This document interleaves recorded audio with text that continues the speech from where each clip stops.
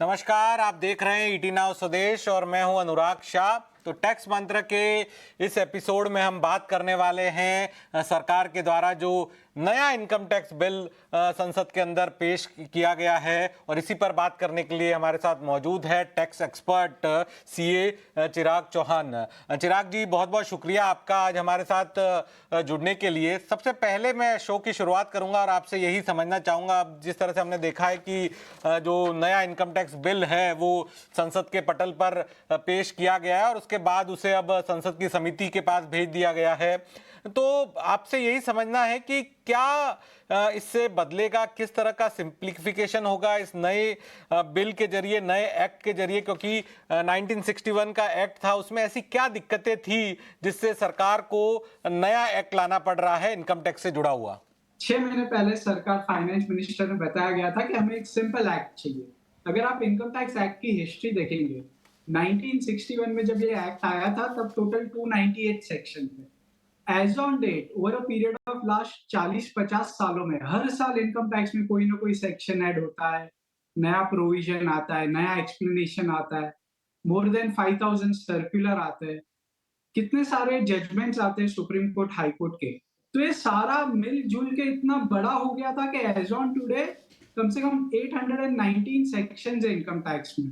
तो ये जो नया बिल आया है उसमें सिर्फ 530 सेक्शंस है। तो ये उसने सारे सेक्शंस, एक्सप्लेनेशन, प्रोविजोस जो होते हैं एक्ट के, वो सारे कंसोलिडेट करके एक छोटा एक्ट बनाया है जो एक टैक्स पेयर या एक आम मामूली आदमी को भी पढ़ने के लिए बहुत आसान होता है।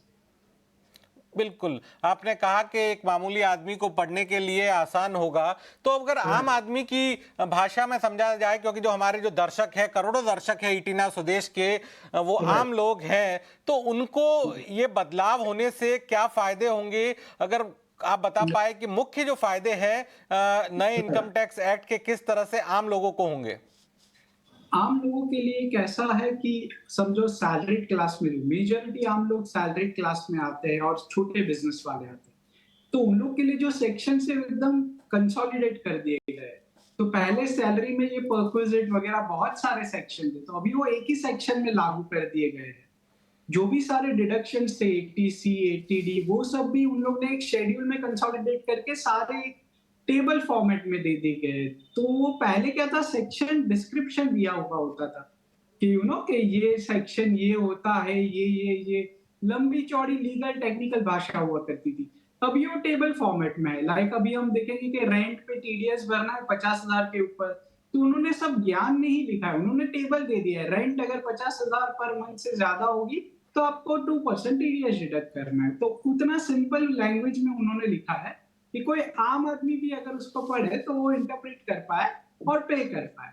बिल्कुल, आप कह रहे हैं कि आम आदमी भी उसे पढ़े तो इंटरप्रेट कर पाए और अपने टैक्स का भुगतान कर पाए। तो क्या इसके बाद जो सीए फर्टिनिटी है देश के अंदर, उनका काम बढ़ेगा या कम हो जाएगा या सिंप्लीफाई हो जाएगा? नहीं, सीए का काम तो बढ़ता ही रहेगा, because the tax payer base जो था वो कई गुना मल्टीफोल्ड बढ़ रहा है। रिगार्डिंग कॉर्पोरेट टैक्स, मैट के प्रोविजन, गार प्रोविजन, इंटरनेशनल टैक्सेशन, सो बहुत सारे अभी भी कॉम्प्लेक्स एरिया है जहां प्रोफेशनल रिक्वायरमेंट रहती है। और रही बात ऑडिट की, ऑडिट के भी प्रोविजंस रखे गए हैं। जब तक टैक्स ऑडिट वगैरह रहेगा तो सीए के रिक्वायरमेंट डेफिनेटली रहेगी। बिल्कुल, तो सीए के रिक्वायरमेंट तो रहेंगे ही।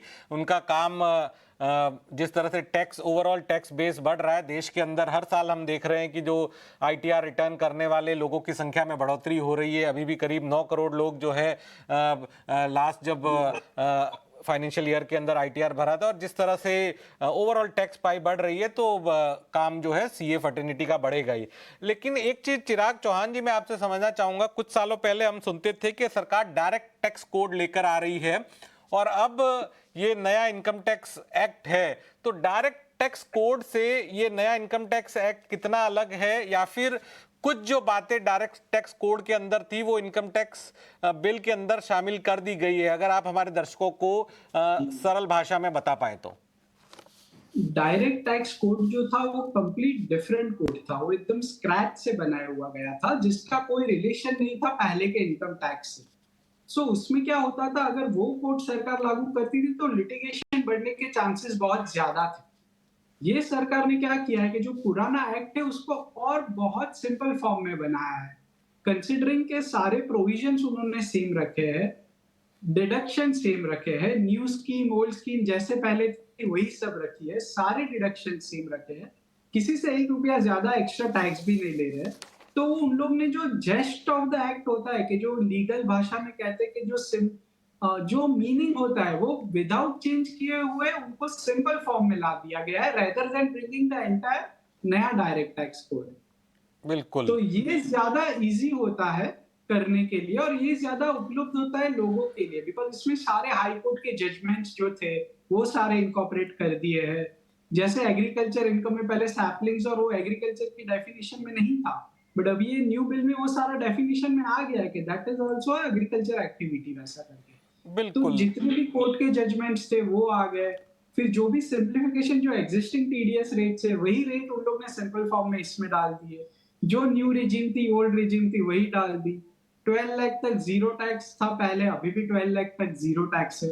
पहले 87 ए में रिबेट था, अभी कोई नए सेक्शन में उन लोग ने रिबेट दे दिया है। बट अभी उन लोग ने सिस्टमैटिकली कर दिया है कि वो एकदम इजी रहे जब वो पढ़ पाए। बिल्कुल इजी रहे, अगर लोगों को समझने में आसानी हो, क्योंकि टैक्स की यस। जो पेचीदियां है वो आम लोगों के लिए नया टैक्स कोड समझो, आप इमेजिन करो नया टैक्स कोड आ जाता तो कितना नया पढ़ने होता, वो और भी लीगली कॉम्प्लिकेटेड ड्राफ्ट और करना उसमें पड़ता, उसमें आपने कोई एक बहुत रुको बहुत जाओ। महत्वपूर्ण बात बताई कि भारत के अंदर लिटिगेशन चलते रहते हैं, तो उस टैक्स कोड के जरिए लिटिगेशन काफी बढ़ जाते हैं, हर कोई कोर्ट में पहुंचकर चुनौती दे सकता ये था रेट्रोस्पेक्टिव मामलों को देखो, लेकर भी। इनकम टैक्स एक्ट 50 साल से तो इट्स वेरी सेटल्ड लॉ, तो उसको हमें छेड़ना नहीं चाहिए। सुप्रीम कोर्ट के बहुत सारे जजमेंट है जो टैक्स पेयर के फेवर में, तो ये सब चेंजेस उन लोग ने यही उसमें इनकॉर्पोरेट कर दिए rather than making a new code जिसमें ज्यादा लिटिगेशन के चांसेस होते हैं। बिल्कुल। इसके अलावा जो हम क्रिप्टो करेंसी या फिर जो वर्चुअल डिजिटल असेट्स हैं, उसको किस तरह से शामिल किया गया है नए इनकम टैक्स बिल के अंदर? वर्चुअल डिजिटल करेंसी के लिए एक सेपरेट सेक्शन ही उन लोग ने क्रिएट किया है। टैक्स रेट उसका सेम ही रखा है कि it will be taxed eight 30% rate, और उसमें जो टीडीएस 1% के प्रोविजन है वो भी सेम रखे गए हैं।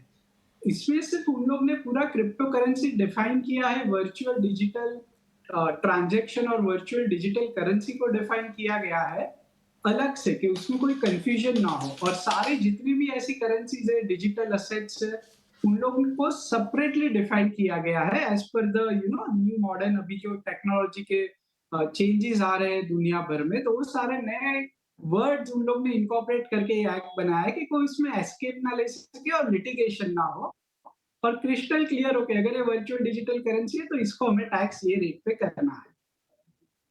तो क्या आपको लगता है कि भारत के अंदर ये वर्चुअल डिजिटल करेंसी के जरिए एक बड़ा लोगों की कमाई है, जिसको इसको शामिल करना जरूरी था नए नियमों के अंतर्गत जिस तरह से चीजें बदल रही है? यस, यस, इसमें शामिल था। वर्चुअल डिजिटल करेंसी में हम लोग ने और एक प्रोविजन डाला है कि अगर कोई समझो करेंसी वर्चुअल डिस्क्लोज नहीं करता, अभी new income tax return form में मैंडेटरी हो जाएगा कि आप कोई भी अगर क्रिप्टो करेंसी जैसी या और भी कोई करेंसी आप होल्ड कर रहे हो तो आपको इनकम टैक्स रिटर्न में डिस्क्लोज करना है। अगर आपने ये डिस्क्लोज नहीं किया और बाद में आप पकड़े जाते हो तो उसके लिए हैवी पेनल्टीज और टैक्सेस इंपोज किए गए हुए हैं। और डिपार्टमेंट को प्रोविजन भी दिए गए हुए हैं कि वो लोग सर्च और साइजर कर सके वर्चुअल करेंसी अगर आपने प्रॉपर डिस्क्लोज ना की गई हो। तो जो भी वर्चुअल करेंसी होल्डर है they have to be very careful कि वो डिस्क्लोज करे अपने रिटर्न्स में, as and now income tax department ये नए फॉर्म लेके आएगी तब। ओके। इसके अलावा एक और चीज आपसे समझना चाहूंगा, टीसीएस और टीडीएस को किस तरह से नए इनकम टैक्स बिल के अंदर सिंप्लीफाई किया गया है जिससे आम टैक्स पेयर्स को राहत मिलेगी टीसीएस और टीडीएस से जुड़ी हुई? पहले के इनकम टैक्स एक्ट में कैसा था कि सब अलग-अलग सेक्शन थे। सैलरी का सेक्शन था 192, फिर उसके बाद कॉन्ट्रैक्ट का सेक्शन था 194, ऐसे अलग-अलग सेक्शन में टीसीएस और टीडीएस डिफाइन किए गए हुए थे। अभी के नए एक्ट में उन लोग ने शेड्यूल्स फॉर्म किए जो टैबुलर फॉर्म में है। तो वो एकदम एक आसान हो जाता है कि अगर इसकी सैलरी इतने से ऊपर है तो आपको इतना टीडीएस डिडक्ट करना है। अगर आपका इंटरेस्ट इनकम बैंक डिपॉजिट में 10,000 के ऊपर है तो आपको 5% टीडीएस डिडक्ट करना है। तो एक सारा सिंप्लीफाइड फॉर्म एक शेड्यूल में ही करके दिया है, तो अलग-अलग सेक्शन वो मर्ज हो गए, तो इट बिकम्स ईज़ी। जो भी रीड भी करे तो उन्हें पता चल जाए कि अरे हमें इतना टीडीएस डिडक्ट करना है अगर हमारी इनकम ये टाइप की हो तो। बिल्कुल। इसके अलावा एक और महत्वपूर्ण बिंदु पे मैं आपका व्यू लेना चाहूँगा। जो क्लॉज़ 533 है, जो सीबीडीटी इनकम टैक्स डिपार्टमेंट की जो पावर्स है प्रोसीजरल मैटर्स में, टैक्स स्कीम्स में, कंप्लायंस फ्रेमवर्क में, वो बढ़ा देगा। जिस तरह से क्लॉज 533 के अंदर सीबीडीटी का इनकम टैक्स डिपार्टमेंट की पावर बढ़ जाएगी, तो इसको आप किस दृष्टिकोण से देखते हैं? क्या ये एक लोगों के लिए या टैक्स पेयर्स के लिए कंप्लायंस के पॉइंट ऑफ व्यू से एक तरह से दुधारी तलवार साबित हो सकता है? प्राइमा फेसी जब हमने ये सेक्शन और क्लॉज मैंने पढ़ा तो उनको ये क्लॉज लाने का एक ही उन्होंने रीजन दिया था कि वो और आसान हो जाएगा सीबीडीटी को नए नियम या नए कानून या नई स्कीम लाने के लिए जो टैक्स पेयर फ्रेंडली हो और वो टैक्स पेयर को हेल्प करे। बट इसमें क्या हुआ कि रूल मेकिंग एडमिनिस्ट्रेटिव पावर भी सीबीडीटी को दे दिया गया है। तो कई बार कैसा होता है कि सीबीडीटी थोड़े रूल्स कॉम्प्लेक्स करती हो, पास्ट जिस हिसाब से रूल्स आए हैं अगर वो पार्लियामेंट से अप्रूव आते हैं तो एक वो लेवल होता है कि नहीं हमारे एमपी लोग हैं जो पार्लियामेंट में बैठे हैं, they will take care of tax payer also. Blindly giving authority, CBDT को जो अथॉरिटी दे दी गई है कि आप पावर बनाइए, आप बनाइए नियम, वो शायद मिसयूज करने के भी चांसेस हो सकते हैं। बट आई एम श्योर कि जिस हिसाब से उन लोग ने बोला है कि वो सिंप्लीफाई करेगा तो वो मिसयूज नहीं करेंगे और वो हैरेस ना हो टैक्स पेयर, वही एक कंसर्न है।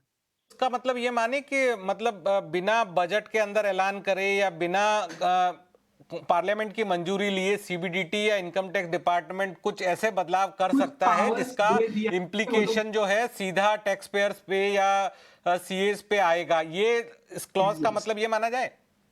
नहीं, सीएस पे इम्प्लीकेशन डायरेक्ट नहीं आएगा बट टैक्स पेयर पे आ सकता है। जैसे कोई इंफॉर्मेशन लेनी हो तो पहले क्या होता था कि रूल्स डिफाइन किए हुए रहते थे, तो रूल्स पार्लियामेंट भी वो उसके ऊपर डिबेट करती थी जैसे एक्ट पे डिबेट होने वाली है, और रूल्स को भी पार्लियामेंट ही रूल्स और एक्ट दोनों बना के लागू करती थी। अभी कैसा किया है कि रूल्स का डेलीगेशन पावर सीबीडीटी को दे दिया है, तो थोड़े एडमिनिस्ट्रेटिव रूल्स है या कोई स्कीम लानी तो वो सारा काम सीबीडीटी करेगी, बट रूल्स बनाने के टाइम टैक्स पेयर फ्रेंडली होना ना होना, that we need to be taken care of. अगर वो नहीं रहेंगे, कुछ हार्श रूल रहेंगे तो हमें उन पे कोई से नहीं होगा। नहीं तो सर, स्कीम तो हमने देखा था विवाद से विश्वास से विवाद या विवाद से विश्वास तरह की जो कोई स्कीम थी वो सीबीडीटी लेके आता था जिसपे लोगों की भागीदारी भी दिखती थी। Yes, yes, yes. तो उसी तरह की स्कीम जो है वो सीबीडीटी ला पाएगा। और उसमें एक भी था कि सीबीडीटी कोई भी डिजिटल इंफॉर्मेशन भी वो कलेक्ट कर सकता है। जैसे आप अभी देखते तो सीबीडीटी जीएसटी डिपार्टमेंट से टर्नओवर लेता है, स्टॉक मार्केट के सारे ट्रांजैक्शन 26 एएस में दिखाता है। वैसे और भी आगे जाके ट्रांजैक्शन आ सकते हैं कि समझो आपने कोई कैश ट्रांजैक्शन किया या आपकी कैश होल्डिंग है या आपने कैश डिपॉजिट किया बैंक में छोटा अमाउंट, तो वो भी सारी डिटेल अभी आपको 26 एएस फॉर्म में दिखेगी। तो आपको पहले से पता होगा कि आपने कौन से टाइप के ट्रांजैक्शन किए हैं और उस हिसाब से आप अपनी इनकम टैक्स रिटर्न भर सकते हैं। तो एक तरह से कह सकते हैं कि एक्स्ट्रा पावर जो है वो अथॉरिटीज को मिल सकता है अगर वो चाहे तो। Yes, yes, yes. और ठीक, उनको यूटिलाइज करके वो ये इंश्योर करे कि ज्यादा टैक्स इवेशन ना हो। बिल्कुल यार, इसीलिए टैक्स एमिशन को, टैक्स की चोरी को रोकने के लिए ही जो अथॉरिटीज है वो अपने यस, पावर का यस। इस्तेमाल कर सकती है। एक बट और कभी चीज। कभी कभी कभी कैसा होता है कि वो अथॉरिटी ओवरराइड हो जाती है। हम्म। मींस वो लोग ज्यादा एम्पावर करने की कोशिश करते हैं। ऑनेस्ट टैक्स पेयर को भी कभी कभी प्रॉब्लम्स क्रिएट कर सकते हैं व्हाइल इंटरप्रेटिंग द सेक्शन और इंटरप्रेटिंग अ क्लॉज। तो वो सिर्फ नहीं होना चाहिए, वो हमें देखना है। मतलब जो नियम कानून है उनका सही तरीके से इस्तेमाल हो, अगर सही यस। इस्तेमाल होगा तो सरकार को टैक्स ज्यादा मिलेगा, टैक्स चोरी रुकेगी। लेकिन अगर गलत इस्तेमाल हो गया तो आम लोग हैं जो टैक्स पेयर है उनको हैरेसमेंट हो सकता है, परेशानी। परेशानी हो सकती है। आगे बढ़ता हूं और एक चीज पे आपकी राय जानना चाहूंगा। 44 एडी, 44 एई, 44 एडीए, ये सारी जो सेक्शंस है, क्या इनके ऊपर भी लिमिट बढ़ाई गई है और इनसे जुड़े हुए जो विवाद थे वो किस तरह से खत्म होंगे? ये प्रिजम्पटिव स्कीम टैक्सेशन पे जो भी लिमिट्स थी वो सेम है, जो बजट 2025 की लिमिट्स थी वही सारी लिमिट्स है इसमें भी। But I guess going ahead there are chances कि वो लोग शायद वो बढ़ाएंगे एज एन जो फाइनेंस बिल या फाइनेंस बजट नेक्स्ट ईयर का होगा। बट अभी तो वो सेम ही लिमिट है जो अभी लागू है 25-26 के लिए, जो बजट में दी गई थी। अच्छा, जैसे उसमें किसी भी उसमें तरह सिर्फ थोड़ा बहुत सिंप्लीफाइड कर दिया है उन लोग ने कि जो बिजनेस थे तो उनको ये प्रिजम्पटिव में जाना है, प्रोफेशन थे तो उनको प्रोफेशनल इनकम में जाना है। तो अच्छी तरह सिंपल वे में पहले से और अच्छे से डिफाइन किया है। बट जो डिस्क्लोज करनी है प्रॉफिट और प्रोफेशनल इनकम वो सेम है, 6% उनको डिस्क्लोज करनी है 44 एडी में, और 6 for profession at least they have to disclose 50% जितनी इनकम। बिल्कुल। और एक और जो मैं पढ़ रहा था जहां पर लिखा था कि नॉट विथ स्टैंडिंग सब को हटा दिया गया है और इसको इर्रिस्पेक्टिव से रिप्लेस किया गया, इसका इस्तेमाल होगा। तो इसके क्या मायने माने जाए, इससे क्या असर पड़ेगा? तो ये नॉट विथस्टैंडिंग थोड़ा टेक्निकल लीगल जार्गन हो जाता है, जो जो लीगल बैकग्राउंड होते हैं उन्हें समझ आता है कि क्या है। इररिस्पेक्टिव कैसा है कि चलो और कहीं कुछ भी लिखा हो बट ये क्लॉज लागू होगा, तो एकदम एक सिंपल भाषा में वो हो जाता है कि irrespective of anything written anywhere short term capital gain 20% से ही टैक्स होगा। तो समझो नॉर्मल टैक्स रेट 30% है, बट वहां लिख दिया होगा इररिस्पेक्टिव कोई कोई भी रेट हो, शॉर्ट टर्म कैपिटल गेन 20% पे लगाया जाएगा। तो वो सरल भाषा करने के लिए बस है, यानी दोनों का मतलब वही होता है। जार्गन्स को दूर किया गया है। Yes yes. और ये एक और चिराग चिराग जी, जो असेसमेंट ईयर को अब टैक्स ईयर कहा जाएगा, ये भी केवल एक समझ के तरीके से ही है, इसमें भी कुछ और चीजें डाली गई है? नहीं, ये बिल्कुल समझ के तरीके से है, क्योंकि बहुत सारे लोग कंफ्यूज हो जाते थे असेसमेंट ईयर और फाइनेंशियल ईयर में। अभी मैं एग्जांपल दूं तो कोई सीनियर सिटीजन होगा, जब उनको हम आईटीआर फाइल देते थे एक्नॉलेजमेंट का, तो ऊपर असेसमेंट ईयर लिखा होता था।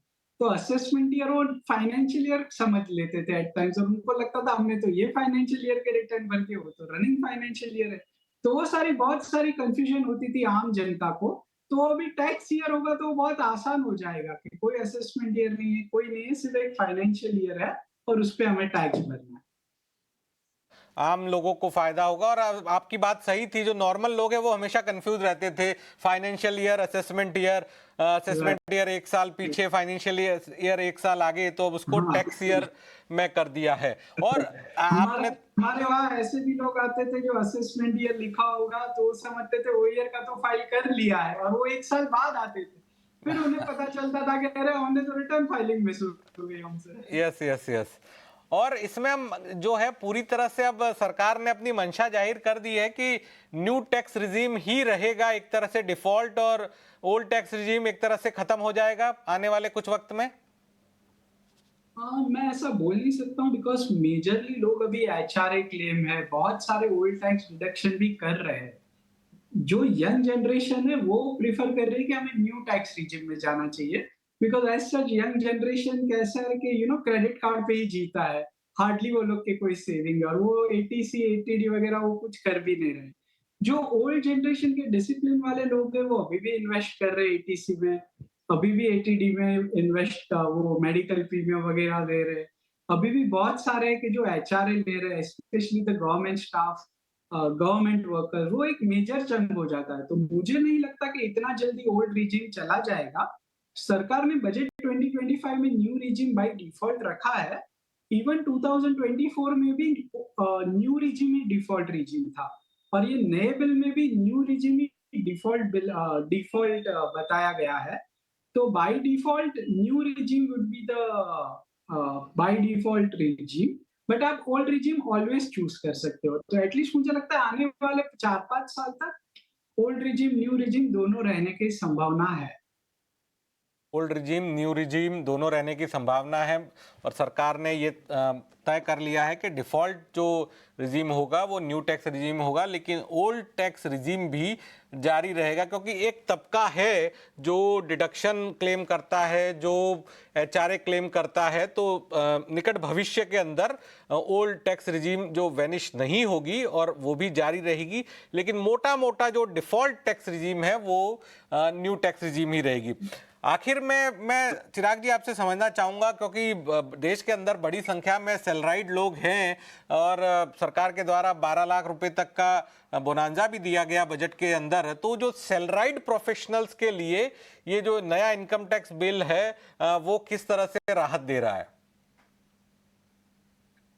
तो सैलराइड के अंदर एक होता है परक्विजिट्स। तो जब हमने budget 2025 finance minister Nirmala Sitharaman ने दिया, तो उन्होंने बोला था कि जो हमारी परक्विजिट्स है, लाइक एजुकेशन अलाउंस है जो 100 रुपया है, स्कूल अलाउंस है वो कुछ 200 रुपया है ट्यूशन फी का, तो वो सारे लिमिट 20-30 साल पहले डिसाइड हुए थे और कभी वो रिवाइज हुए ही नहीं है।